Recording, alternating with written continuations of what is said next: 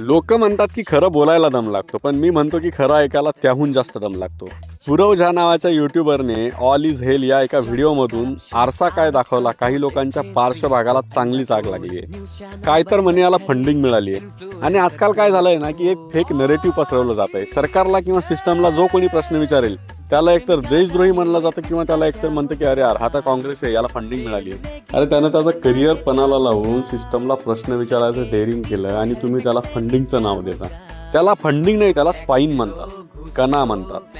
शेतकरी रोज मरतोय हे सत्य आहे की फंडिंग आहे? आणि सामान्य माणूस पिचला जातोय हे सत्य आहे की फंडिंग आहे? तुम्ही शिव्या घाला, ट्रोल करा किंवा अफवा पसरवा, पण लक्षात ठेवा तुमची ही जळजळच सांगते की त्याचा वार अचूक लागलाय. की ट्रोलर्स जेवढ्या अग्रेसिव्हली त्या पुरवला प्रश्न विचारतायत किंवा ट्रोल करतायत, तेवढ्याच अग्रेसिव्हली जर त्यांनी सिस्टमला आणि सरकारला प्रश्न विचारले असते तर आज वस्तुस्थिती वेगळी असती.